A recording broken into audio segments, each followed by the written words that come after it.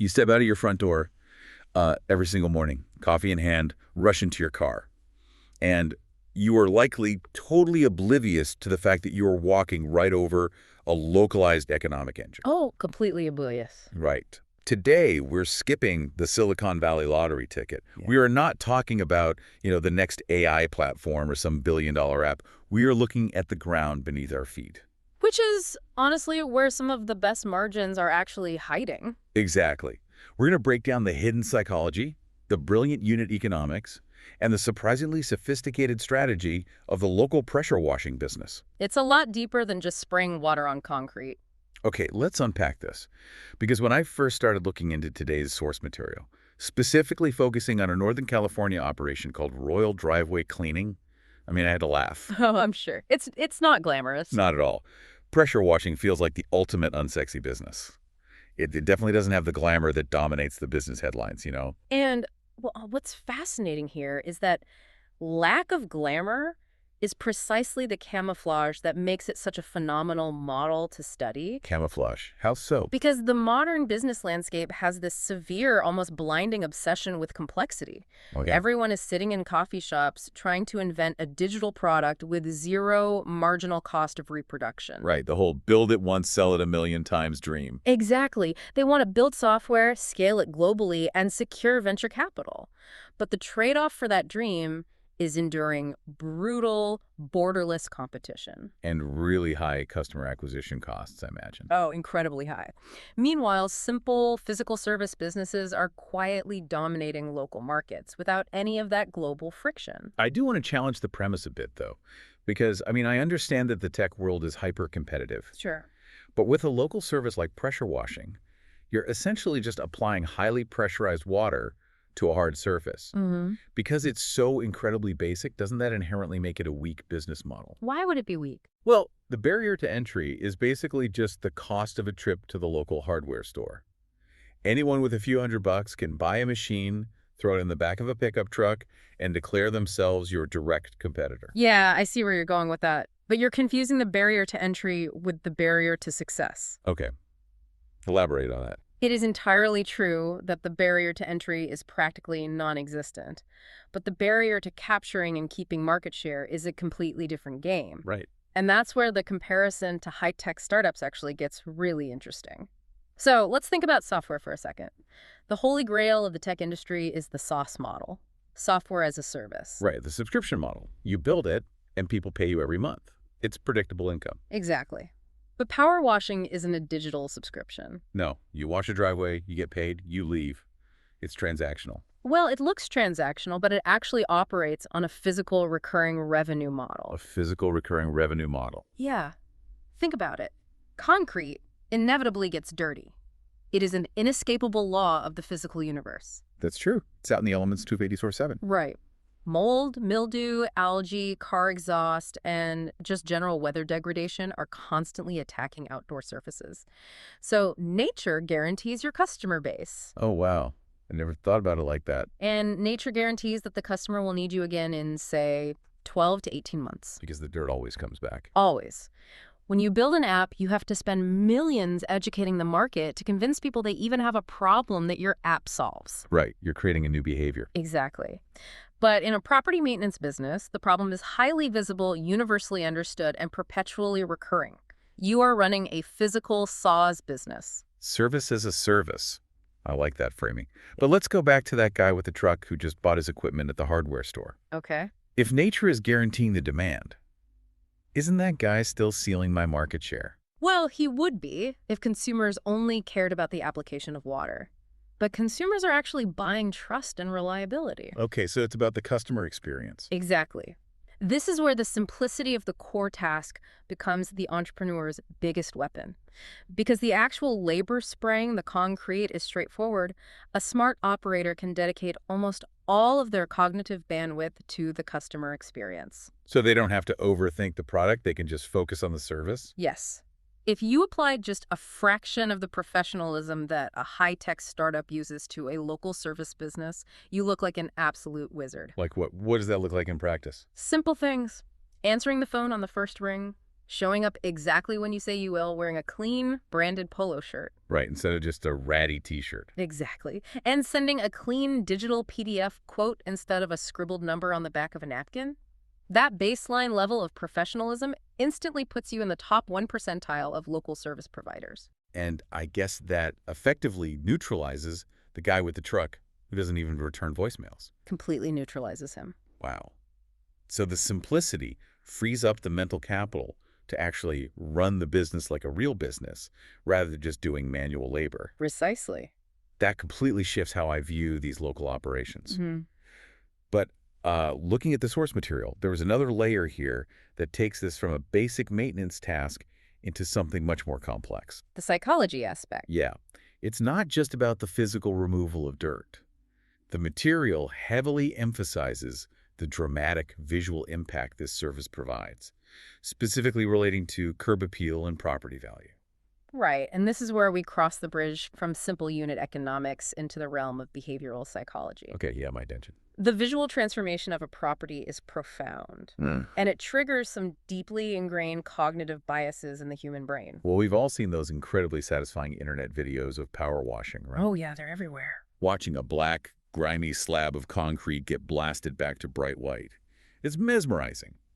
But the material makes a very specific, aggressive claim here. Which one? It details how driveway and patio cleaning can make an entire property look newer, significantly boosting its value, especially for landlords or real estate agents trying to sell a home. Yes, that's a huge market for them. Now, I have to push back a little. I understand that a bright white driveway looks pleasant.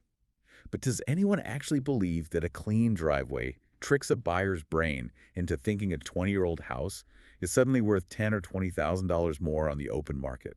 It sounds crazy when you say it like that, but yes. To me, it feels a bit like shining your shoes right before a major job interview. Like, does the shoe shine actually make you a more qualified candidate, or does it just alter the interviewer's superficial perception for a few minutes? Your shoe shine analogy is actually brilliant. But you are vastly underestimating how heavily human beings rely on superficial perception to make massive, high-stakes decisions. Okay, fair enough. Unpack the shoe shine thing for me then. In that job interview, the shiny shoes don't magically give you a better resume, right? Right, it doesn't change your degree or your experience. But they signal to the interviewer's subconscious that you possess attention to detail, discipline, and a high level of respect for the opportunity. So it's a proxy for other traits. Exactly. The interviewer uses that visual cue as a heuristic, a mental shortcut, to judge your underlying character. In real estate, a clean driveway does the exact same thing through a psychological phenomenon known as the halo effect. The halo effect. Okay, I've heard the term used in marketing, like when a celebrity endorses a product, and we assume the product is good because we like the celebrity. That's one version of it, yeah. But how does a piece of concrete have a halo effect? Well, the halo effect occurs when our overall impression of a person, a brand, or a property positively or negatively influences our feelings about its specific unseen traits. Unseen traits. The human brain is inherently lazy. It wants to conserve energy. When a prospective buyer pulls up to a house, they're faced with a massive, complex, high-risk financial decision. Right, it's probably the biggest purchase of their life. Exactly. And they can't see the plumbing inside the walls, they can't inspect the foundation under the soil, they can't examine the integrity of the roof decking. And they're flying blind, essentially. So the brain searches for an immediate visual heuristic to determine if this environment is safe or risky. And the driveway is the very first physical touch point they interact with before they even get out of the car. You nailed it. If that concrete is black with years of built-up algae, stained with motor oil, and covered in grime, the buyer's brain immediately registers a threat signal. Which is neglect. Yes, neglect. The halo effect takes that localized visual evidence of neglect and projects it onto the entire invisible infrastructure of the house. Oh, wow. So they walk through the front door already defensive. Exactly. They look at a ceiling fan and wonder if the wiring is faulty. They look at a sink and wonder if the pipes are leaking. Because the initial signal was that the homeowner doesn't care. Right, so the buyer assumes everything is broken. Wait, so they are literally projecting a dirty sidewalk onto the HVAC system. They're actively looking for flaws because the environment told them to be suspicious. That is exactly what happens, but reverse the scenario. Okay. Imagine a real estate agent hires a company to power wash the driveway, the front walkway, and the curbs before the open house. The buyer pulls up to a property that is gleaming. The concrete is bright white, the edges are crisp. Yes. That spotless curb appeal unconsciously signals meticulous maintenance. The halo effect kicks in again, but this time it works in the seller's favor. The buyer's brain assumes that if the owner cares enough to keep the exterior concrete in pristine condition, the internal hidden systems must be flawless too. Exactly. The plumbing is probably great, the foundation is solid, the visual transformation shifts the buyer's emotional state from defensive skepticism to optimistic desire. That is wild, because the intrinsic value of the wood, the nails, and the drywall hasn't changed one bit. Not at all. But the perceived value, which, let's be honest, is the only thing people actually pay for in an open market, skyrockets. A few hours of pressurized water completely rewires a buyer's risk assessment. It is one of the highest return on investment improvements you can make to a property. You spend a few $100s on a simple service, and you potentially add thousands to the final closing price because you've removed the visual friction of neglect. Okay, so bridging the gap between this fascinating psychology and actually getting paid is the hard part for a local entrepreneur. Oh, definitely. Execution is everything. Right. Knowing that this psychological effect is highly valuable, how does a local business actually capture that value? How do you price and market this transformation to a community without seeming arbitrary or greedy? It's a tricky balance. I was looking at how Royal Driveway Cleaning in Northern California handles this, and their strategy caught me off guard. Their operational model is essentially a masterclass in local business strategy. What stood out to you? Their pricing structure, they charge exactly 31 cents per square foot. Okay. Now, my immediate thought was, why introduce that kind of mathematical friction for the consumer? If I'm running a straightforward service, wouldn't it be infinitely easier to just offer a flat rate? You mean like a menu price? Yeah, like, we clean standard two-car driveways for $150. Doesn't flat rate pricing remove the hurdle of a homeowner having to figure out how big their driveway is? Yeah. It seems like 31 cents per square foot is just a tactic to nickel and dime the customer.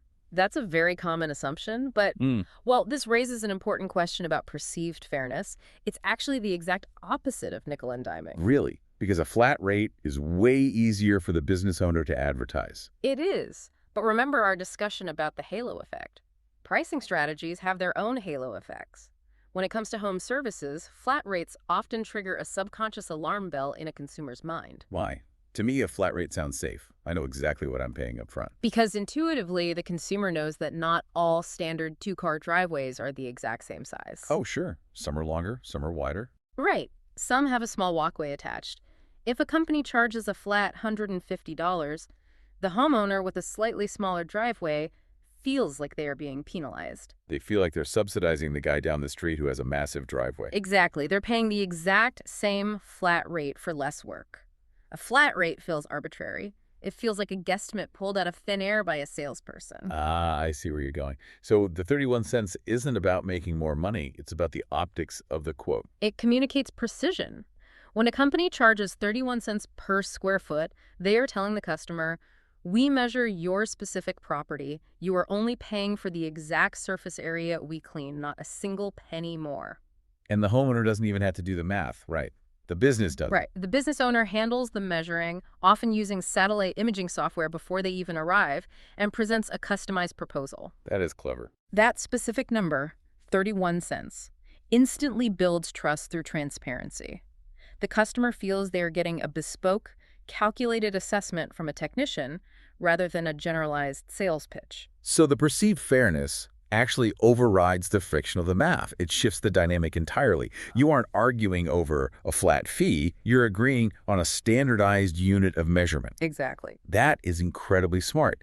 And looking further at their pricing model, they layer a volume discount on top of that.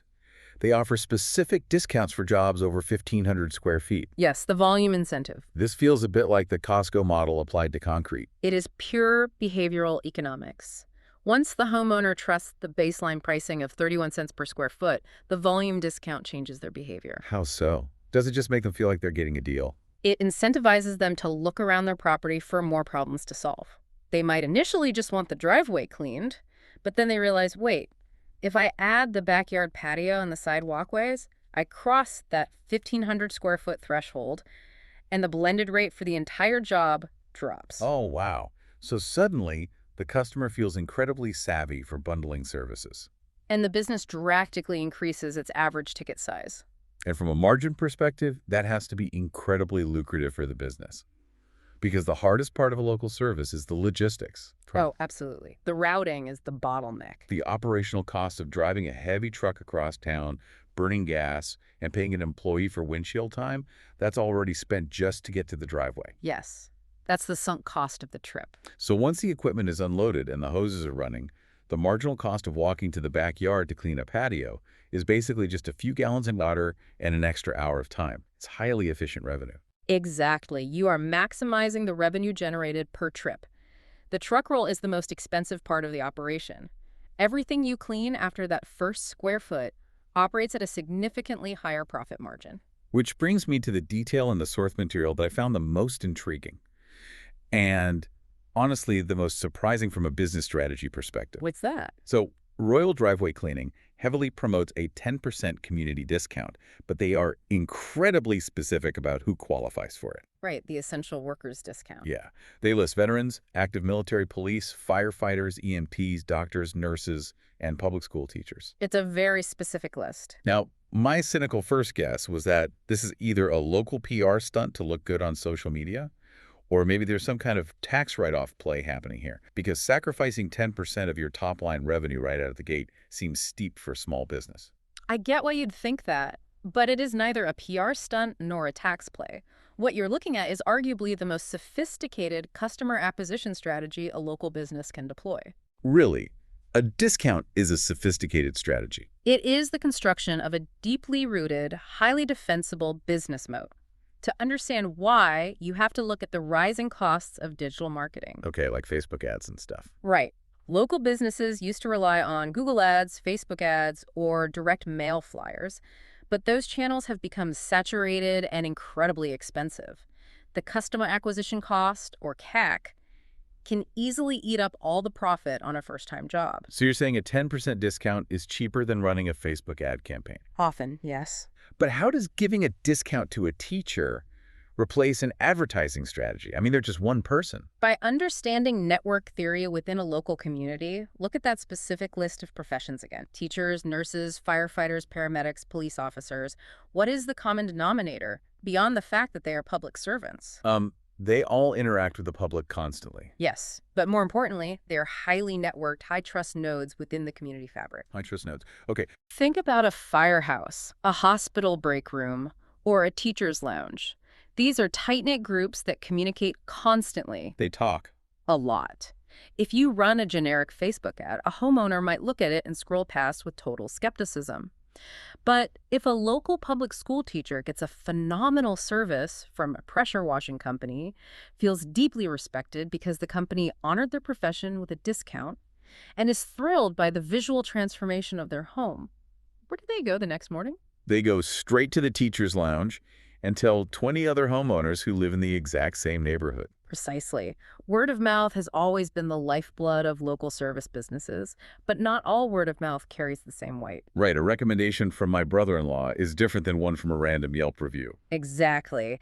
And when a trusted pillar of the community, a nurse or a firefighter, personally recommends a local business, the conversion rate is astronomical. The trust is automatically transferred. That makes total sense. By specifically targeting these high-trust groups, the business isn't just sacrificing 10% of a job's margin. They're effectively recruiting the most potent, authentic marketing ambassadors a local business could ever ask for. It turns a one-time discount into a self-sustaining local marketing flywheel. Yes. That teacher tells 3 colleagues. Those colleagues hire the service, they get the discount, and they tell their neighbors. It builds a localized route system that a massive out-of-town competitor or a new guy with a truck simply cannot penetrate, no matter how much they spend on digital ads. It's brilliant because it aligns genuine empathy and community support with hard-nosed unit economics. You do the right thing by honoring essential workers, and the byproduct is a dominant, referral-based business model that insulates you from advertising inflation. That completely demystifies how these local operations thrive. It's not about complex technology. It's about understanding your community, pricing with precision, and leveraging human networks. By the way, the source had mentioned that for anyone in the Northern California area who wants to actually see this pricing model in action, or just wants to experience that oddly satisfying curb appeal boost for themselves, Royal Driveway Cleaning's direct line is 916-208-1264 for a free quote. It's highly recommended if you're out there. It's just wild to think that behind a simple phone number on a local flyer, there are layers of behavioral economics, trust building, and localized network theory at play. It proves that you don't need artificial intelligence or a complex global supply chain to build a sophisticated, highly resilient business. You just need a deep understanding of human behavior, a commitment to transparent value, and the ability to deliver a reliable transformation. So what does this all mean? Let's trace the journey we've taken today.